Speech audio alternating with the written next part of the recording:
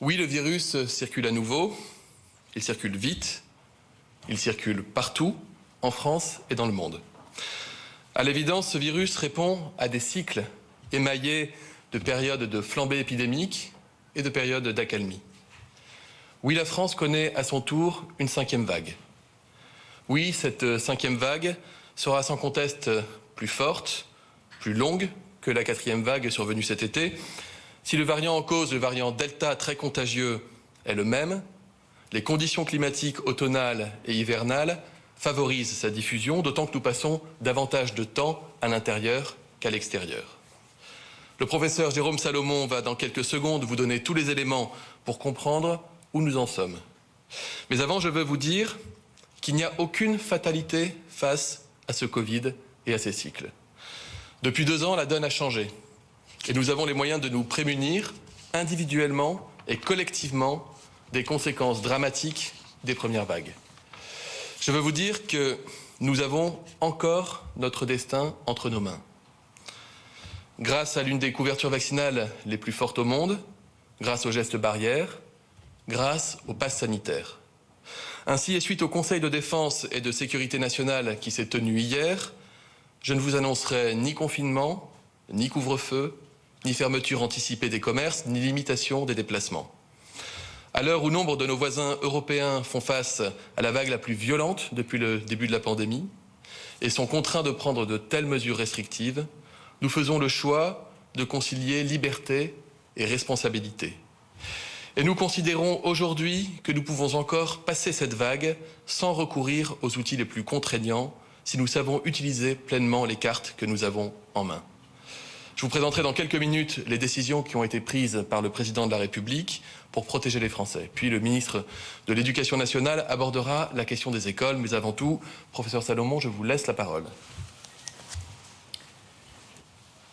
L'Europe, confrontée à une importante 5e vague de Covid, est redevenue l'épicentre de la pandémie. Les conditions hivernales, température, humidité, vent, pollution, avec davantage d'activités et de rassemblements en intérieur, la baisse du respect des mesures barrières, le port du masque, l'aération régulière des locaux, le lavage des mains, ne pas se faire la bise, se serrer la main, et l'insuffisante couverture vaccinale contribuent à cette tendance internationale préoccupante. Le vaccin est une arme très efficace pour réduire le risque de formes graves ou de décès, mais son efficacité, notamment contre la transmission de la maladie, diminue avec le temps, d'où l'importance du rappel. Les pays situés à l'est et au nord de l'Europe ont été les premiers touchés, faisant face depuis début octobre à une flambée des contaminations. L'Autriche a été contrainte de confiner sa population, la Belgique, les Pays-Bas, le Danemark, le Royaume-Uni ou encore l'Allemagne, dont le taux d'incidence vient de dépasser 400, sont sévèrement touchés et connaissent des situations de tension dans les hôpitaux. Les pays d'Europe méridionale, largement vaccinés, comme l'Espagne, le Portugal et l'Italie, jusqu'ici épargnés par cette nouvelle vague, connaissent également une remontée rapide des cas ces derniers jours. Toute l'Europe est à présent concernée par cette 5e vague. Le taux d'incidence sur 7 jours, il dépasse 270 pour 100 000 habitants, alors qu'il est de 48,5 au niveau mondial. L'Europe représente aujourd'hui 67% des nouvelles contaminations recensées dans le monde. Cette vague touche désormais toute la France métropolitaine de façon homogène, avec une incidence en forte hausse. Le taux d'incidence s'élève à 193 et le R effectif, la vitesse de propagation de l'épidémie, est de 1,6, ce qui se traduit par un doublement du nombre de personnes touchées tous les 11 jours. La barre des 36 000 nouveaux cas en 24 heures a été dépassée dès ce lundi. Elle correspond au pic observé en août lors de la 4e vague. Les nouvelles hospitalisations et admissions en soins critiques, toujours décalées de 1 à 2 semaines par rapport aux cas, sont aussi en nette augmentation au niveau national. 8 765 malades de la Covid sont hospitalisés, dont 1 483 en soins critiques. La transmission du virus s'accélère, l'impact sanitaire de cette vague est réel. Les personnes aujourd'hui hospitalisées sont essentiellement non vaccinées, âgées et ou particulièrement fragiles, immunodéprimés notamment. Selon les projections réalisées par l'Institut Pasteur, le pic de la 4e vague de patients atteints de Covid grave hospitalisés en soins critiques pourraient être atteints dès début décembre, donc la semaine prochaine, en France métropolitaine. L'impact sanitaire est réel, mais nettement réduit, grâce à la couverture vaccinale importante et à l'efficacité du vaccin et du rappel sur le risque de décès, de formes graves et d'hospitalisation. Il y a en effet près de 8 fois plus d'entrées en soins critiques parmi les personnes âgées de 20 ans ou plus non vaccinées que parmi celles complètement vaccinées. Le vaccin protège donc fortement contre les formes graves, avec un risque divisé par 8, risque encore diminué après rappel. Depuis de nombreux mois, nous avons fait collectivement et individuellement de gros efforts qui, nous l'avons vu ces dernières semaines, ont permis à notre pays de retarder l'arrivée de cette 5e vague par rapport à nos voisins.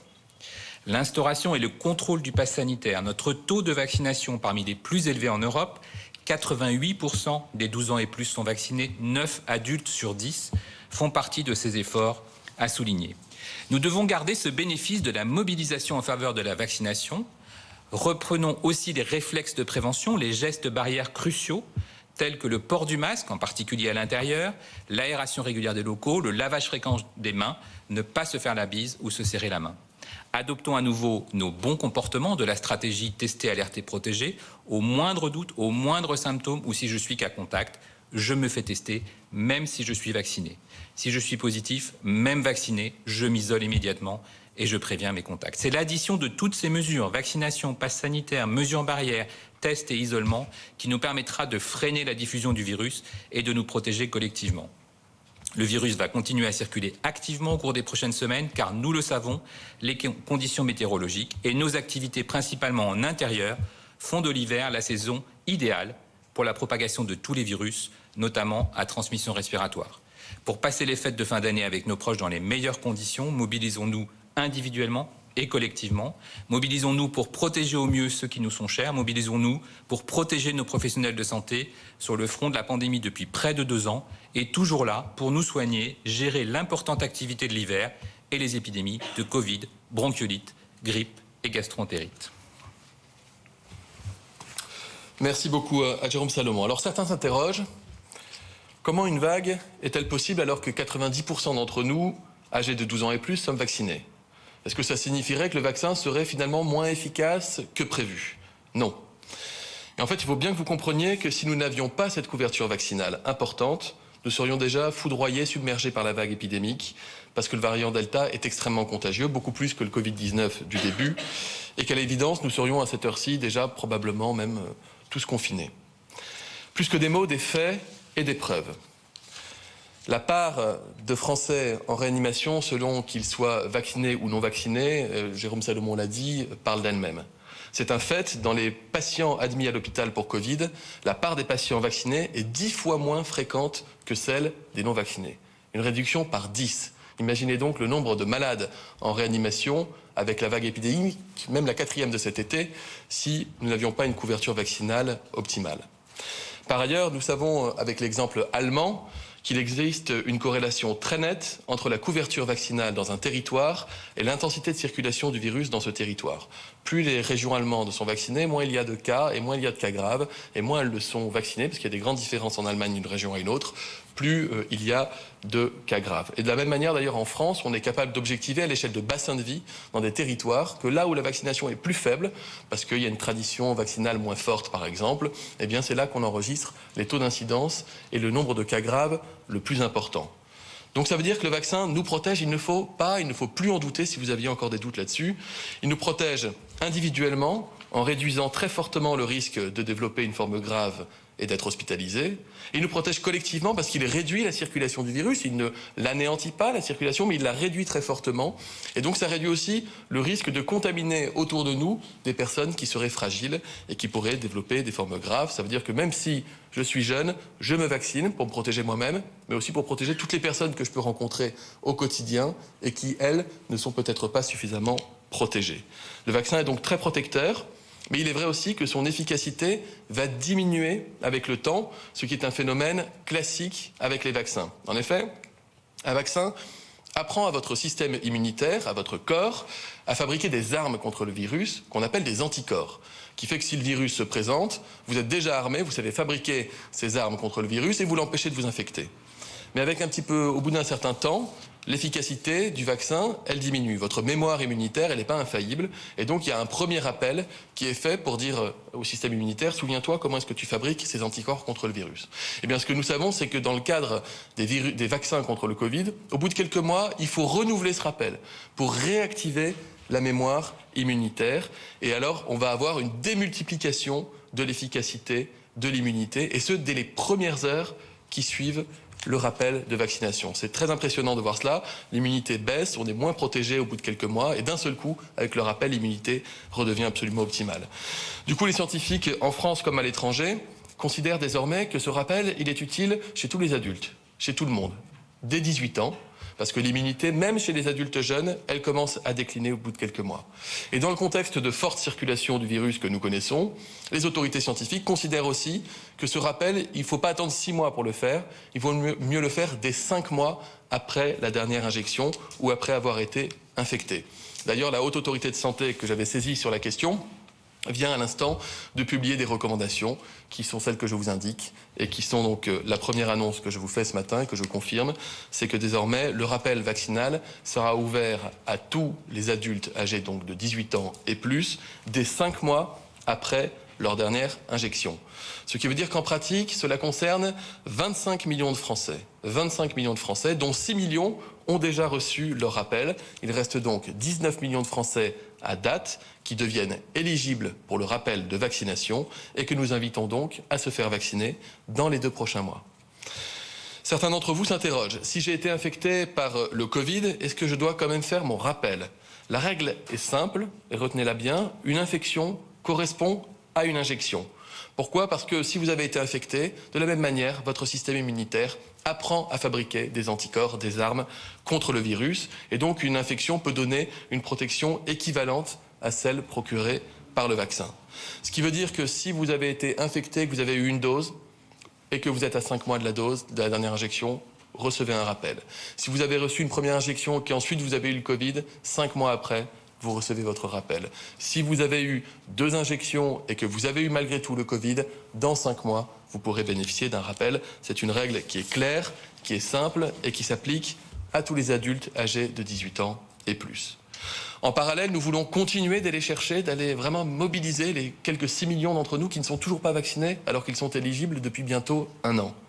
Quelles que soient les craintes, quelles que soient les réticences, il n'est plus le temps d'attendre ni un vaccin français pour certains, ni d'avoir suffisamment de recul. On est bientôt à 1 an de la campagne vaccinale. Des milliards de terriens ont été vaccinés. Vous savez que ce vaccin est efficace. Vous savez qu'il vous protège, vous et celles et ceux qui vous entourent. On va continuer de mobiliser tout ce qu'on peut pour aller vous motiver à recevoir ce vaccin. On va développer à nouveau des opérations avec des médiateurs sanitaires à destination des personnes fragiles isolées en lien avec les collectivités territoriales. On va redévelopper des barnums de vaccination, notamment dans les centres commerciaux, parce que ça fonctionne bien. J'appelle à nouveau et je sensibilise à nouveau, mais je sais qu'ils le font au quotidien, les médecins, les pharmaciens, les infirmiers, à aller motiver leurs patients réfractaires pour qu'ils puissent se faire vacciner. Et solennellement, j'appelle celles et ceux d'entre vous, notamment les plus âgés et les plus fragiles, qui hésitiez encore à franchir le pas parce que ce virus tue et que ce vaccin vous protège. L'autre question qui peut se poser, c'est est-ce que nous avons suffisamment de vaccins pour vacciner ces 19 millions de Français ? Eh bien oui, nous avons suffisamment de vaccins. Plus de 25 millions de vaccins ARN messagers sont actuellement stockés dans les établissements de santé, mais également chez les médecins et les pharmacies en ville. Des doses de Pfizer et des doses de Moderna. Là aussi, je rassure tout le monde, à partir de 30 ans, on peut recevoir un rappel avec du Moderna, qui est un vaccin extrêmement efficace. Ces rappels peuvent se faire donc auprès de tous les professionnels de santé habilités à vacciner en ville, les médecins, dans 15 000 pharmacies du territoire, les sages-femmes, les infirmiers, les masseurs-kinésithérapeutes, les laboratoires de biologie. Ces professionnels de ville, ils peuvent commander désormais autant de vaccins qu'ils le souhaitent, et ce depuis plusieurs semaines. Et on estime qu'il y a environ 4 millions de doses de vaccins ARN messagers qui sont actuellement en stock chez vos professionnels de santé en ville. Si vous le souhaitez, vous pouvez aussi opter pour les centres de vaccination. Il reste plus de 1100 centres ouverts sur tout le territoire national. La France reste l'un des pays les mieux maillés en centres de vaccination. Et avec les élus locaux, que nous avons concerté ce matin même avec le Premier ministre, avec les ARS, avec les préfets, nous allons rouvrir ou amplifier les centres de vaccination existants, et ce, dès ce week-end. Car la vaccination en rappel pour les adultes est ouverte à compter de ce samedi, et vous pouvez d'ores et déjà vous rendre sur les plateformes de prise de rendez-vous en ligne pour réserver vos créneaux. Vous comme moi, nous le savons, tout le monde, évidemment, les 19 millions de Français appelés à se faire vacciner, ne pourront pas être vaccinés aujourd'hui ou demain. Ça va prendre un petit peu de temps et c'est tout à fait normal et ce n'est pas grave. C'est d'ailleurs la traduction de votre mobilisation. Mais je vous le redis, il y aura des vaccins pour tout le monde. Tout le monde pourra être vacciné dans les délais.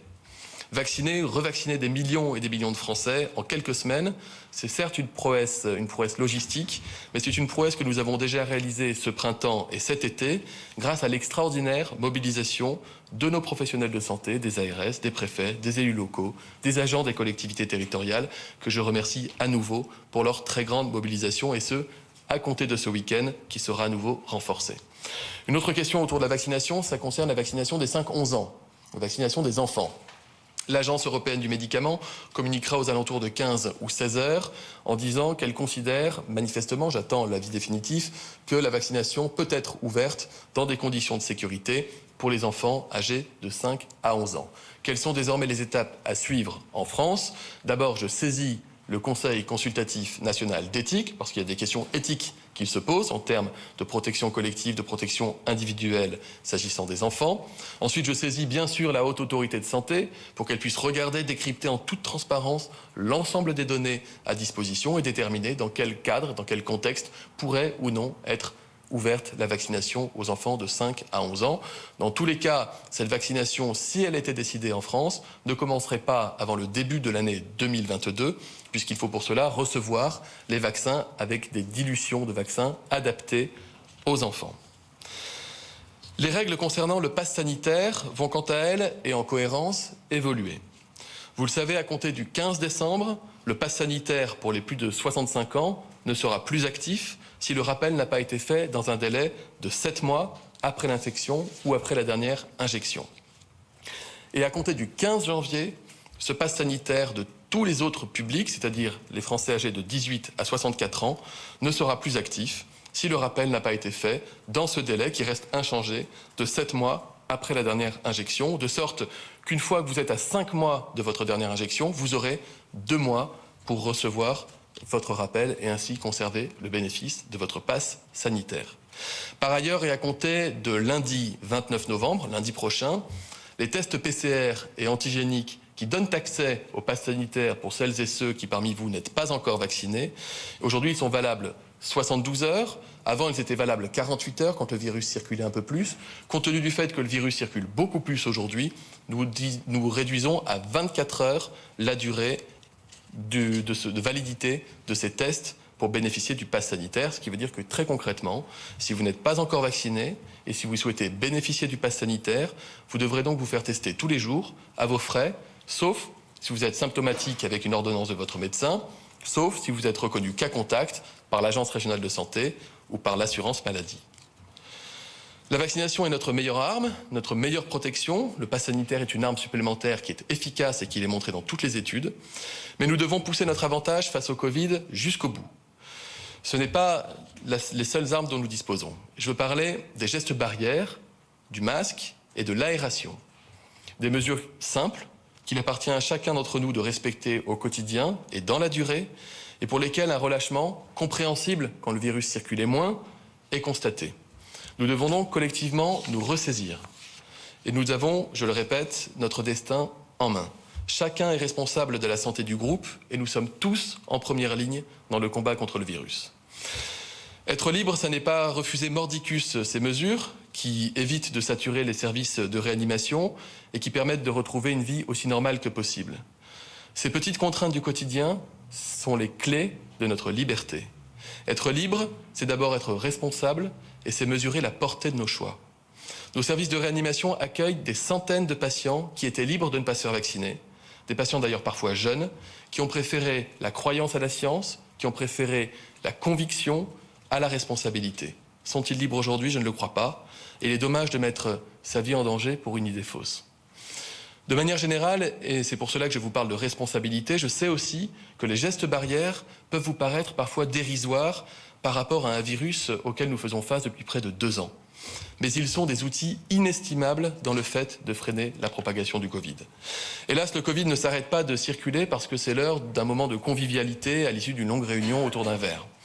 Hélas, le retour des poignées de main ne transmet pas que de la chaleur humaine, il peut transmettre aussi le virus.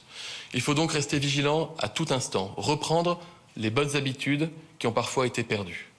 Le gel hydroalcoolique, lui aussi, doit faire son retour partout. On constate qu'il a parfois disparu de certains endroits. Nous ne manquons clairement pas de gel, donc il nous faut en consommer un maximum. Le masque, lui aussi, a été progressivement ôté, notamment entre des personnes vaccinées qui se disent « bon, toi t'es vacciné, je suis vacciné, on risque rien, on enlève le masque ». Ce retrait s'est opéré progressivement par usure ou par fausse réassurance.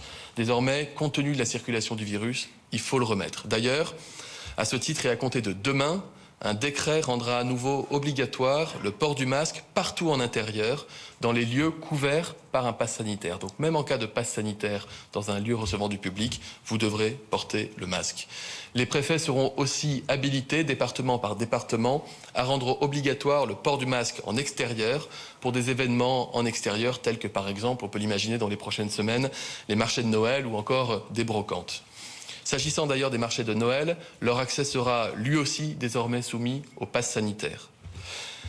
Je le disais, parmi les autres mesures barrières, il y a l'aération. C'est une mesure qui est essentielle, elle permet d'évacuer les particules de virus en suspension dans l'air. On doit tous adopter ou réadopter ce réflexe d'aérer, souvent, partout. Par exemple, si vous avez une réunion qui dure 1 heure, vous prenez la peine d'ouvrir une fenêtre, même s'il fait un peu froid, c'est vivifiant. Vous ouvrez 10 minutes la fenêtre et ça permet l'évacuation des particules virales et ça réduit le risque de contamination. Par ailleurs, partout où c'est nécessaire, il peut être utile d'installer des capteurs de CO2. Ça ne permet pas l'aération, mais ça permet de vous alerter quand il est devenu urgent d'aérer. Les autres gestes barrières sont tout autant utiles. On les rappelle, Jérôme Salomon, tousser ou éternuer dans son coude, utiliser un mouchoir à usage unique. Bref, vaccination, passe sanitaire, gestes barrières, nous avons d'ores et déjà les armes pour combattre cette nouvelle vague. Mais dans les prochaines semaines, nous disposerons d'une arme supplémentaire. Depuis le début de l'épidémie, les laboratoires du monde entier cherchent des traitements qui sont efficaces contre le Covid. La recherche a là aussi réalisé des progrès considérables et je tiens à le dire, la France est à chaque fois à la pointe pour être l'un des premiers pays au monde à en faire bénéficier les malades. Depuis quelques mois, nous disposons ainsi d'un traitement qu'on a à base d'anticorps dirigés contre le virus, un traitement injectable qui nécessite d'être hospitalisé et qui permet de diminuer les risques de développer des formes graves chez des personnes particulièrement à risque. Plus de 7000 Français ont reçu ce type de traitement. Mais la donne va changer puisque, à partir du début du mois de décembre, nous avons l'arrivée d'un nouveau médicament. Cette fois-ci, c'est un médicament antiviral. Il s'appelle le molnupiravir et nous fondons beaucoup d'espoir dans ce traitement. C'est un médicament qui est en comprimé, qui pourra être prescrit par la médecine de ville, par vos médecins généralistes, qui sera disponible dans les pharmacies d'officine en ville. C'est un médicament qui sera réservé aux personnes qui sont à risque de faire des formes graves, ou par leur âge, plus de 65 ans, ou parce qu'ils ont des maladies chroniques. Vos médecins recevront toutes les indications et les règles de prescription de ce médicament.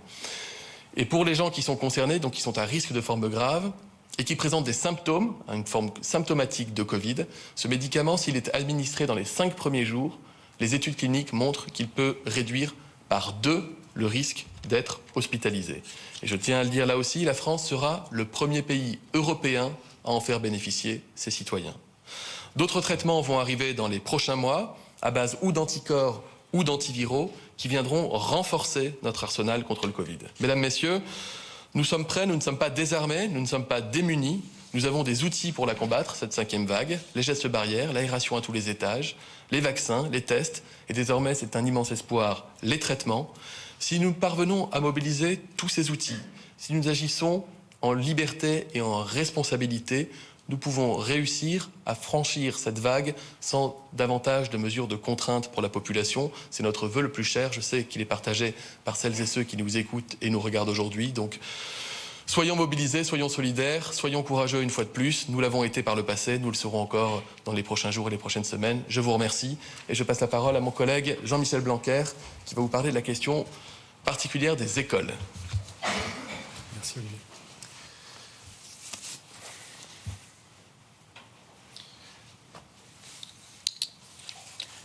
Bien, mesdames, messieurs, l'évolution de l'épidémie dont nous parlons depuis tout à l'heure concerne évidemment l'école comme le reste de la société. Et comme nous l'avons fait depuis le début de la crise sanitaire, nous allons donc ajuster notre protocole pour tenir compte de cette réalité. Notre objectif, notre boussole, vous le savez bien, reste la priorité d'une école ouverte. C'est ce que nous avons fait tout au long de l'année dernière. C'est ce que font désormais d'ailleurs tous les pays européens. Et donc, toutes les mesures dont je parlerai ensuite sont guidées par cet objectif. Mais tout d'abord, je voudrais faire un point sur l'état de la situation sanitaire dans l'espace scolaire. Nous avons aujourd'hui en France, pour les plus de 12 ans, les 12-17 ans, un taux de vaccination élevé. C'est l'une des meilleures couvertures vaccinales en Europe pour cette classe d'âge, derrière la péninsule ibérique. Nous avons ainsi 77% de primo-vaccinés et 75% avec un schéma vaccinal complet. Pour rappel, la moyenne de la couverture vaccinale en Europe, c'est 55%. C'est évidemment un atout pour l'enseignement secondaire où ces élèves sont vaccinés. Je voudrais signaler aussi que la vaccination des professeurs atteint 90% dans la dernière enquête que nous avons faite, ce qui est largement supérieur à la moyenne nationale. Et donc merci là aussi aux professeurs pour leur civisme et leur sens des responsabilités. Bien sûr, les campagnes vaccinales continueront et ces chiffres peuvent encore augmenter. À ce jour, donc, la situation est en croissance. Et hier, on dénombrait 8500 classes fermées. Ce chiffre était de 4100 le 19 novembre. Je rappelle qu'au pic de la crise l'an dernier, nous allions jusqu'à 12 000 classes fermées. Cela donc reste inférieur à certains pics que nous avons connus, mais c'est une tendance en hausse et donc nous sommes attentifs. Ces fermetures de classes concernent exclusivement, quasi exclusivement, l'école primaire. Je voudrais rappeler le dispositif que nous avons mis en place dans l'espace scolaire depuis la rentrée de septembre, avec évidemment une grande différence entre l'école primaire et l'enseignement secondaire. Pour l'année 2021-2022, nous avons établi en lien avec les autorités sanitaires un protocole gradué comportant 4 niveaux et le passage d'un niveau à l'autre dépend de différents facteurs, notamment le taux d'incidence, de dépistage, la couverture vaccinale, la tension des structures hospitalières et d'autres critères encore. Le protocole sanitaire qui s'applique en métropole actuellement est de niveau 2 et il comprend des mesures dont certaines sont bien connues et recoupent ce que nous venons d'entendre en population générale. Je pense en particulier aux mesures renforcées d'aération. Ce qui vient d'être dit sur les salles vaut évidemment pour les salles de classe, c'est-à-dire l'ouverture des fenêtres le plus fréquemment possible et notamment une fois par heure, le lavage des mains, le port du masque obligatoire pour tous les personnels ainsi que pour les élèves dès le cours préparatoire, la limitation du brassage par niveau, la désinfection des surfaces les plus touchées et en mesures diverses, l'absence de sport de contact et des distanciations adaptées. Ce protocole donc continue à s'appliquer et il est complété par un protocole de traçage qui vise à identifier les cas de Covid déclarés et les cas contacts. Rappelons que l'an dernier, avant le déploiement des vaccins, c'était notre principal levier, la fameuse stratégie tester, alerter, protéger, est ce qui nous a permis de maintenir pour l'essentiel l'école ouverte. Selon ce protocole, un cas de Covid dans une classe à l'école primaire entraîne aujourd'hui la fermeture d'une classe. Et au collège et au lycée, les élèves justifiant d'une vaccination complète poursuivent leurs cours en présence et les contacts à risque sans vaccination passent à l'enseignement à distance pour une durée de 7 jours. Aujourd'hui donc, au collège et au lycée, la 5e vague a moins d'impact grâce notamment à la vaccination et grâce au protocole mis en place. Et donc, c'est sur l'école primaire que je vais maintenant insister puisque l'enseignement secondaire, avec le protocole actuel, peut tout à fait traverser la 5e vague. Aujourd'hui, pour l'école primaire, de nombreuses familles sont concernées par les fermetures qui existent. Nous estimons que c'est environ 180 000 familles qui sont concernées aujourd'hui par des fermetures de classe. Et vous savez, je suis très conscient et très attentif à cette réalité. Hier, nous avions 3200 élèves qui étaient déclarés positifs. Ce sont donc des chiffres qui sont assez importants. C'est pourquoi, depuis plusieurs semaines, nous avons lancé une expérimentation dans 10 départements, depuis le début du mois d'octobre exactement, pour tester un dispositif plus adapté et qui nous avait été inspiré par les autorités sanitaires et scientifiques. Lorsqu'un élève est testé positif, tous les élèves de la classe sont testés à leur tour. Et donc seuls les camarades restés positifs restent à la maison.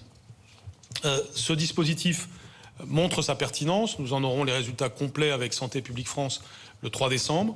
Mais déjà, nous pouvons en tirer quelques leçons dès lors que nous sommes capables de l'adapter aux réalités concrètes que nous constatons.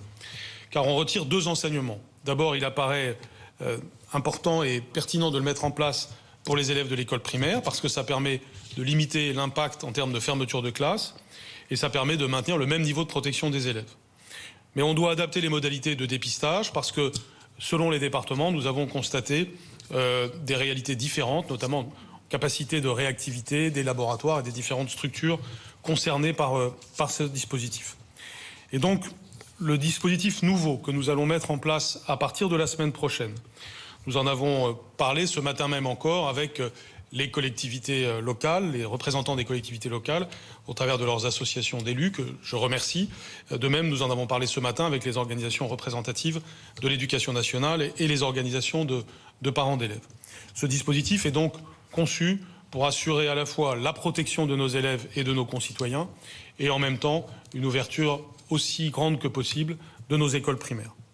Il n'y aura donc plus de fermeture systématique de classe dès le premier cas de Covid en primaire, mais un dépistage systématique de toute la classe.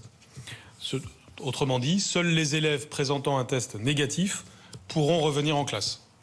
Ces tests pourront être réalisés par les responsables légaux, et donc c'est une mesure de souplesse, c'est-à-dire que le test peut être réalisé soit par les responsables légaux, en général les parents, au travers des pharmacies, des laboratoires et de l'ensemble des structures qui réalisent les tests, soit au travers d'une présence des laboratoires dans l'établissement scolaire, dans l'école primaire. C'est ce qui se précisera et se réalisera tout au long de la semaine prochaine. Cette mesure entrera en vigueur dans le courant de la semaine prochaine, de manière différenciée selon les lieux, puisque la mobilisation des structures adaptées est différente selon les lieux. Et bien entendu, aussi bien les communes que les directeurs et directrices d'école, au travers des recteurs, seront informés des modalités. Je rappelle que le test est gratuit. Il est gratuit pour tous les mineurs et que, évidemment, tous les mineurs seront mis en situation de pouvoir être testés. Le protocole de niveau 2 est donc maintenu sur tout le territoire. Il s'applique aussi à l'école primaire avec cette évolution du protocole de traçage. Ces nouvelles mesures nous permettent d'ajuster notre dispositif pour faire face à l'évolution de la situation épidémique. Nous devons rester évidemment particulièrement vigilants dans les prochains jours. Cela vise à limiter le nombre de fermetures de classes à l'école primaire. On sait que c'est préjudiciable aux élèves. Cela vise aussi à responsabiliser tout le monde de façon à ce qu'il y ait finalement plus de tests réalisés pour les enfants dans notre pays. Je sais que nous pouvons compter sur la responsabilité de chacun. Ça a été réalisé dans le passé au travers d'autres mesures qui ont montré ce sens des responsabilités des acteurs de l'éducation. C'est grâce à la mobilisation de l'ensemble des membres de la communauté éducative, les chefs d'établissement, les directeurs et directrices d'école, les professeurs, les personnels, les parents, les élèves eux-mêmes, dont on doit rappeler qu'ils font preuve de beaucoup de civisme dans cette période, que les gestes barrières sont plus particulièrement respectés dans l'enceinte scolaire que dans le reste de la société, que nous pouvons donc être un des pays au monde pouvant continuer à avoir au maximum ces écoles ouvertes. Et donc, au nom de l'intérêt des enfants, je veux remercier toutes et tous pour la mobilisation que tout cela va requérir. Je vous remercie. Merci beaucoup Jean-Michel Blanquer. Et on va prendre des questions si vous en avez, mais je vois des mains qui se lèvent et je ne suis pas surpris. Bonjour Monsieur le Ministre, ma question s'adresse à Olivier Véran. Pourquoi ne pas assumer que ce pass sanitaire est un pass vaccinal qui ne dit pas son nom? Et combien de temps allons-nous devoir vivre encore sous pass sanitaire? La mesure était censée être temporaire. Enfin, est-ce que grâce à ces durcissements que vous annoncez aujourd'hui, vous pouvez dire aux Français qu'ils ne seront ni reconfinés ni sous couvre-feu à Noël, alors que nombre de nos voisins européens, vous l'avez rappelé, en sont déjà arrivés là? D'abord, je le redis, c'est important, nous avons encore notre destin entre nos mains. Nous considérons, et d'ailleurs les modélisations qui sont faites par l'Institut Pasteur, montrent que le rappel vaccinal, l'effet booster sur la vaccination et la protection collective et individuelle, très rapide, je le redis, dès les premières heures, dans les 48 heures, on retrouve un niveau de protection optimal contre l'infection quand on a reçu son rappel, peut nous permettre de passer une vague épidémique intense sans avoir de saturation des hôpitaux. C'est pour ça que je dis on a encore notre destin en main. Et c'est pour ça d'ailleurs que le choix qui est fait, celui de la responsabilité et de la liberté, et pas celui des mesures de contrainte, telles que vous avez raison de le souligner.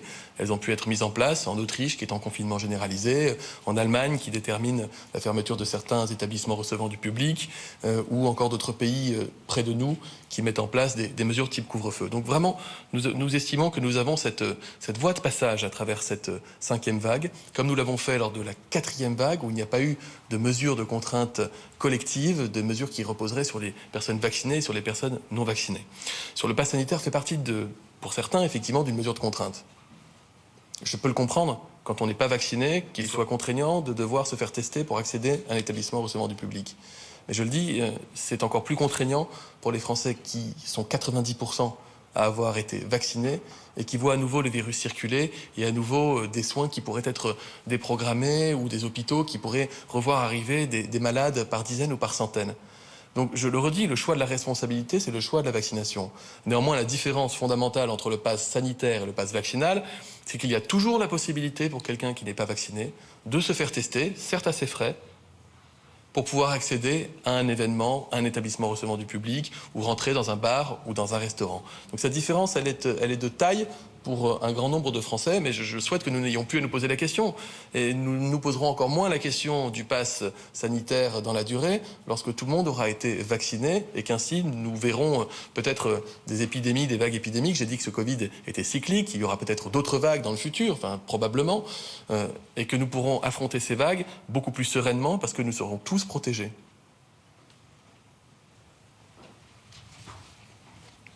Bonjour, Marie Chantré pour TF1 LCI. Ma question s'adresse à vous, monsieur Véran. Une question sur la dose de rappel et l'ouverture donc aux plus de 18 ans.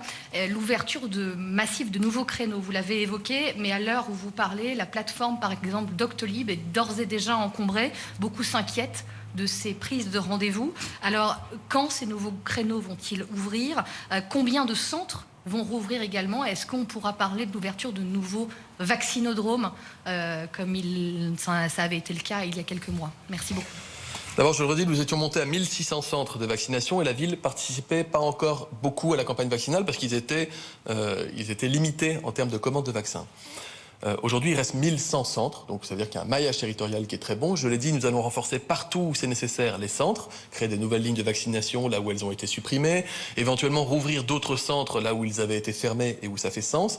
Mais nous nous appuyons aussi massivement vers un transfert vers la ville, vers vos pharmaciens, ils sont 15 000, les médecins, ils sont des milliers, je les ai tous cités tout à l'heure, les professionnels de santé libéraux. La semaine dernière, ils ont commandé 1,5 million de vaccins sur une semaine, du Pfizer.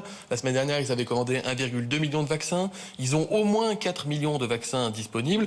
Donc, les Français peuvent déjà s'adresser à leurs médecins, à leurs pharmaciens, leurs infirmiers, leurs sages-femmes, leurs kinés. Ils peuvent aussi prendre rendez-vous dans les centres. Je l'ai dit, nous allons armer les centres de la bonne manière pour pouvoir répondre à toute la demande. Et je redis un point qui est fondamental, qui n'est pas la même situation qu'il y a un an, c'est que nous avons en stock, à l'heure à laquelle je vous parle, suffisamment de vaccins pour vacciner tout le monde.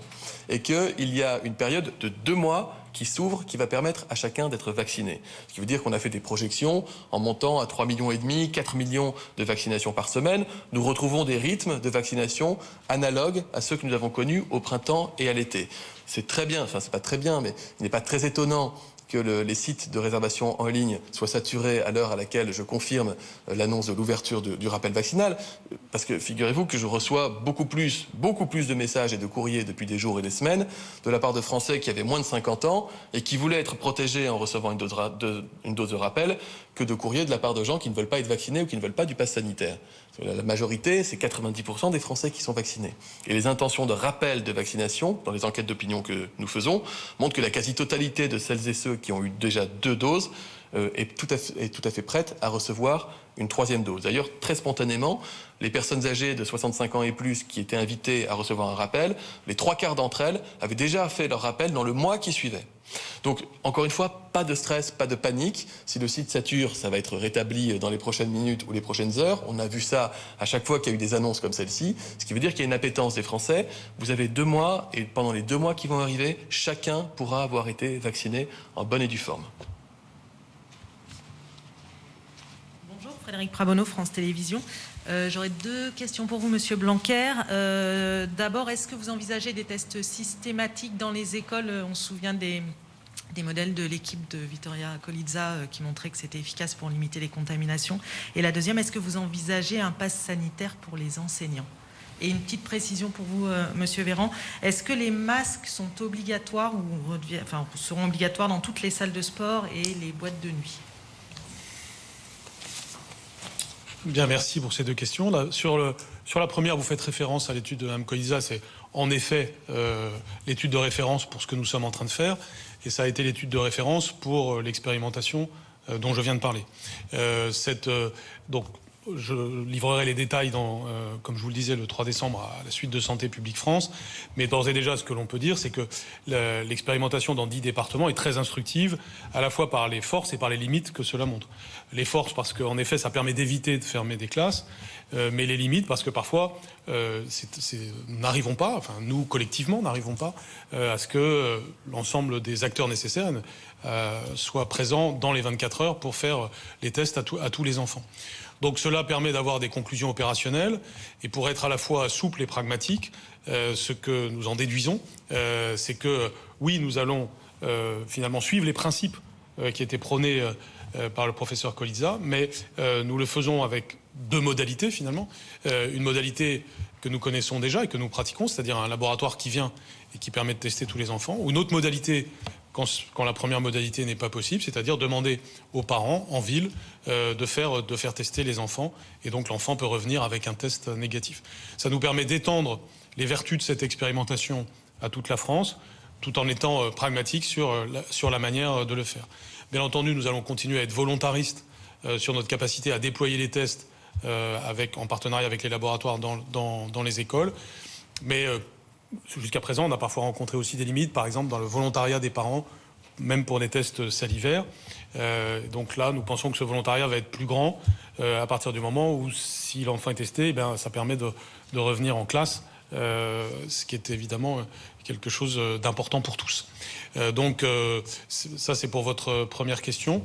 Et puis votre deuxième question, c'est donc sur le pass sanitaire. Donc nous avons dit depuis le début que l'école était un lieu particulier, un sanctuaire, où par définition chacun venait de manière ouverte, même si évidemment cela supposait le civisme de tous. C'est pourquoi j'ai souligné tout à l'heure le taux de vaccination des professeurs qui reste important. Sur le moins de 10% qui reste, je les appelle évidemment à se vacciner et au fait que nous continuerons des campagnes de vaccination dans le cadre scolaire ou à côté des établissements scolaires, de manière à ce que les adultes, qui ne sont pas seulement les professeurs, d'ailleurs c'est l'ensemble des personnels travaillant dans les établissements, et les élèves puissent continuer à être vaccinés chaque fois que nécessaire.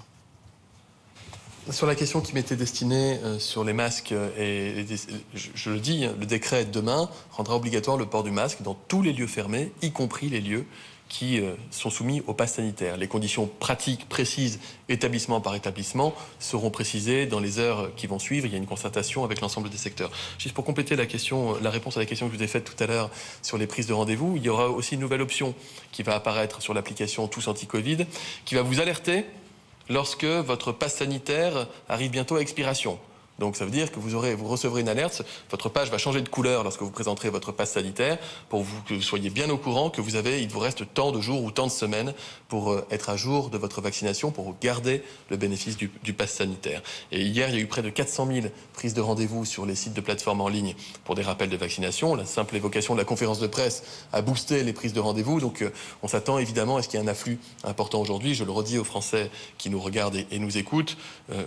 Vous allez pouvoir prendre un rendez-vous dans les prochaines heures, il n'y aura pas de difficulté. Bonjour messieurs les ministres, Florent Tardif pour CNews. Une petite précision technique sur le pass sanitaire. À partir de quelle heure le pass sanitaire est-il valide pour les personnes qui ont effectué un test négatif à partir de l'heure du prélèvement ou à partir de l'heure du résultat? Concernant la campagne de vaccination pour les 5-11 ans, on vient de voir que l'Agence européenne du médicament a autorisé l'utilisation du vaccin Pfizer. Est-ce que vous vous apprêtez, comme ce fut le cas les mois derniers, M. Blanquer, à organiser potentiellement une campagne de vaccination dans les écoles primaires? Et une dernière question vous concernant, vous, monsieur le ministre des Solidarités et de la Santé, avez-vous des données sur les personnes vaccinées à nouveau infectées? Est-ce qu'il y a des différences entre les vaccins? qu'il y ait des différences entre... Est-ce qu'il y a des vaccins qui sont plus protecteurs que d'autres, c'est ça? Vous avez des taux de protection contre les formes graves qui sont supérieurs à 90-95%. Et le rappel vaccinal booste encore plus les choses. Après, ça va se jouer à plus ou moins 1 ou 2%. Tous les vaccins qui sont disponibles, les vaccins ARN messagers qui sont disponibles pour le rappel de vaccination sont aussi efficaces l'un que l'autre. C'est important de le rappeler parce qu'on voit qu'il y a un peu de désamour pour le Moderna suite à l'alerte qui avait été faite sur certains cas très rares de problèmes cardiaques chez des gens très jeunes, dans les conditions dans lesquelles il peut être prescrit, et en plus à demi-dose désormais, il n'y a pas de sujet, donc les deux vaccins sont équivalents, je le dis parce que c'est important. Vous m'avez posé la question de la validité du test dans le pass sanitaire, c'est à partir de l'heure du prélèvement. C'est 24 heures à partir du prélèvement. Et ça peut être un test antigénique, un test PCR, et c'est à partir de l'heure du prélèvement. Sur la vaccination des enfants, on n'en est pas encore vraiment à organiser une campagne scolaire. Enfin, je dis ça en présence de mon collègue Jean-Michel Blanquer. Je le redis, d'abord, le Conseil consultatif national d'éthique, la Haute Autorité de Santé. Ensuite, livraison des vaccins destinés aux enfants, qui sont des dilutions particulières. On n'utilise pas les mêmes vaccins que pour les adultes. Ensuite, si la décision a été prise d'ouvrir la vaccination aux 5-11 ans, dans quelles circonstances, dans quelles conditions, et ensuite la logistique suivra. Je le redis, c'est pas avant le début de l'année 2022. Un point supplémentaire sur ce sujet, en complément, c'est pour que ce soit parfaitement clair, ce qui est envisagé, c'est que ce soit facultatif. Les pays qui le font, comme par exemple les États-Unis, le font de façon facultative. On sait qu'ils ont des facteurs de comorbidité supérieurs aux nôtres, enfin touchant plus de population d'enfants que c'est notre cas. Et donc, évidemment, il y aura des recommandations particulières pour les enfants qui en ont particulièrement besoin. Mais toutes les perspectives que nous avons ne sont que à titre facultatif. C'est important de le dire, parce que c'est ceci notre perspective. Donc, il y aura peut-être un vaccin des 5-12 ans, pour être parfaitement clair, dans la suite de tout ce qu'a expliqué Olivier Véran. Si ça devait arriver, ce serait facultatif. Oui, bonjour, Gabriel Bourovitch pour l'agence France Presse. Question sur les tests et notamment sur la capacité des laboratoires et des pharmacies à faire face à l'afflux prévisible que vos annonces vont déclencher. D'une part parce que la durée de validité des tests est réduite de 72 à 24 heures, donc les personnes qui en ont besoin ils vont y aller 3 fois plus. Et par ailleurs, Monsieur Blanquer, parce qu'on a vu que dans les écoles, l'objectif que vous aviez vous-même affiché de 600 000 tests est très loin d'être atteint. Vous renvoyez en partie la responsabilité sur les parents d'aller faire tester leurs enfants dans les pharmacies ou les laboratoires qui donc vont probablement faire face à un afflux d'adultes. Est-ce que ça ne risque pas de créer un engorgement et de créer une impossibilité pour les classes de rouvrir ? Sur la première partie de la question, nous avons fait réaliser plus de 3 millions de tests cette semaine. Donc on voit que ça remonte, parce que le virus circule plus, mais les laboratoires, les pharmaciens, l'ensemble des professionnels de santé qui font des tests sont capables d'absorber. Je les remercie pour leur mobilisation. On est monté à des niveaux plus élevés en termes de tests. Je ne suis pas sûr qu'on ait un très fort impact sur la demande liée au raccourcissement de la durée de validité du test dans le pass, de 72 à 24 heures. Mais s'il y avait une augmentation, nous suivrons évidemment la demande. En revanche, je le redis, le meilleur moyen de ne pas se poser la question, c'est de se faire vacciner. Ce n'est plus compréhensible. Ce n'est plus compréhensible. D'ailleurs, vous avez des régions françaises, regardez la région Bretagne, c'est près de 96% des habitants vaccinables qui sont vaccinés. Donc il y a des disparités territoriales d'une région à une autre. Il faut vraiment arriver à monter encore notre niveau de couverture vaccinale. Vous savez, si la 5e vague, elle démarre plus tard chez nous, et si elle est beaucoup plus faible à cette heure-ci que chez la plupart de nos voisins, c'est parce qu'on a une couverture vaccinale qui est beaucoup plus importante. Vous comparez la France et l'Allemagne, il y a plus de 10 points d'écart de vaccination entre les deux pays. Donc il est vraiment fondamental de se faire vacciner quand ce n'est pas encore fait. Et d'ailleurs, ce point vaut aussi pour le taux d'ouverture des écoles et ce qu'on peut constater dans les différents pays. Sur ce que vous avez dit sur les campagnes de tests dans les écoles, c'est vrai que nous proposons, nous sommes en capacité d'en proposer 600 000 par semaine depuis maintenant la rentrée, et que c'est plutôt autour de 200 000 qui sont faits, avec un certain nombre de limites qui sont diverses. L'une d'entre elles, c'est, je le disais tout à l'heure, l'acceptation des parents. Donc la nouvelle formule, premièrement, va certainement augmenter cette acceptation des parents, premièrement. Deuxièmement, et dans la suite de ce que vient de dire Olivier Véran, ne peut pas engorger le système, puisque je vous ai dit par exemple qu'il y avait 180 000 familles touchées aujourd'hui par le phénomène des classes fermées. Ça ne veut pas dire 180 000 familles dont l'enfant est positif, mais 180 000 qui auraient eu, au cours des 8 derniers jours, à entrer dans ce système-là. Et vous voyez bien que c'est un chiffre assez bas par rapport à la capacité générale du système à tester chaque semaine. Bien. Merci à toutes et à tous et très bonne journée.